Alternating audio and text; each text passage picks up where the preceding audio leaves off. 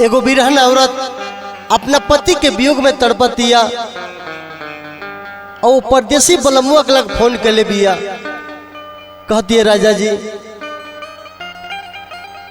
जब परदेश जाही के रहे तो हमके अपना घर लिया के कहे रखल, हमके नैहरे छोड़ दिल रहता, वही जा हम ठीक से रहती।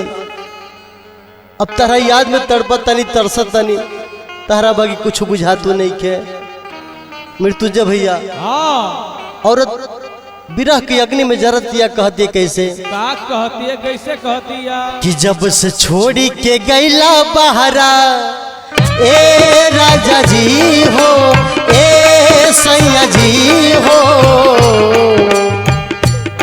याद आवेला न का तोहरा ए राजा जी हो, ए सैया जी हो। जब से छोड़ी के गैला बहरा याद आवेला न का तोहरा, रोइले जोहिले तहरा याद में मोइले, रोइले जोहिले तहरा याद में मोइले।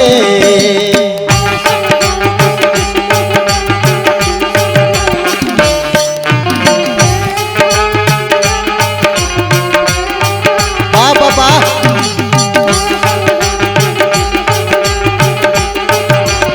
आए हाय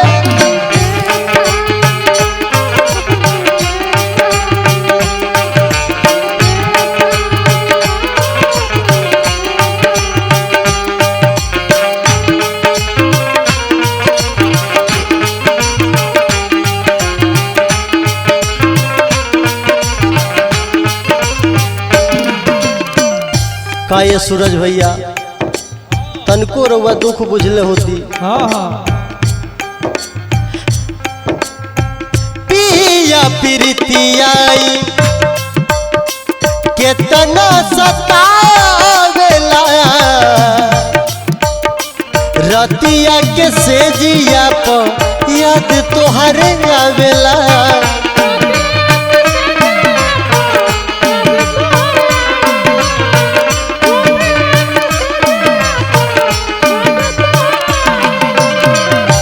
तनिको विवेक जी हमार मरम बुझले रहती।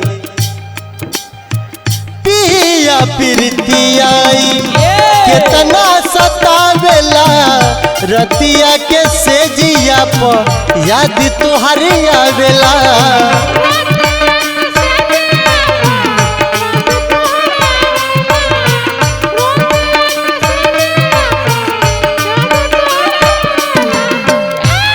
छाती के तरह तकिया दाबत दाबत हमरो जान निकल गइल बा।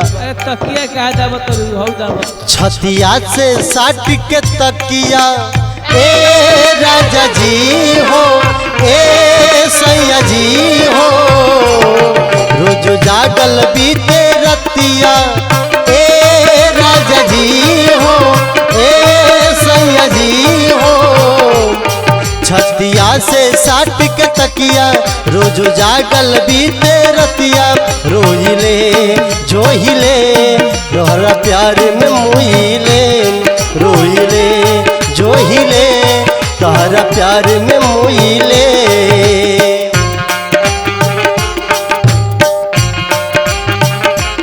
आए हाय आवा ये बलबुआ आवा।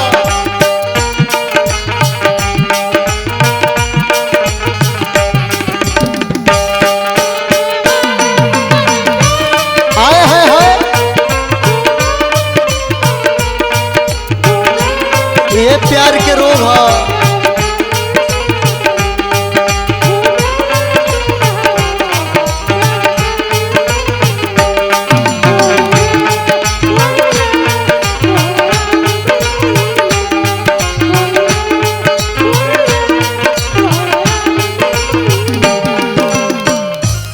औरत कहती कि हम ना जानी कि रउआ इतना कठोर हो जाए। आज होता दो आदमी सही सूरज बेदर्दी जी, अरे बहुत कठोर बाई रउआ सही बेदर्दी है बानी।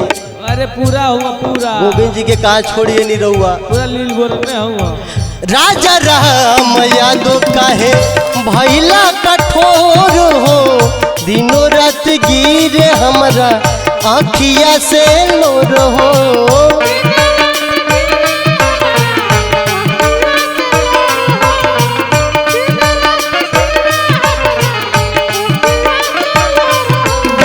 काहे बोला मुआ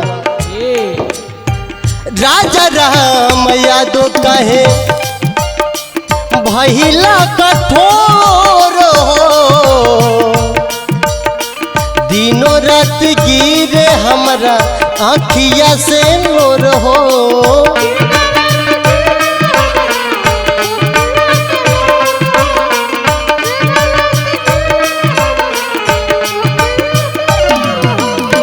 औरत कहती कि राजा जी रौरा वियोग में ई देह पाकल आम हो गइल बा। हाँ चू जाइए कितना राउर चिंता सतावता।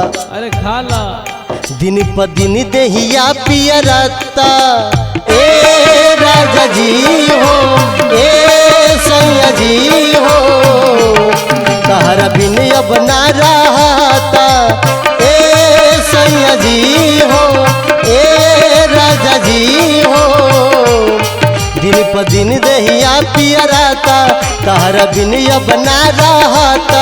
रोइले जोहिले तहरा याद में मोइले। रोइले जोहिले तहरा याद में मोइले। रोइले जोहिले तहरा याद में मोइले। रोइले जोहिले तहरा याद में मोइले। जाए तो मोर जा तारा के पूछे वाला बावे।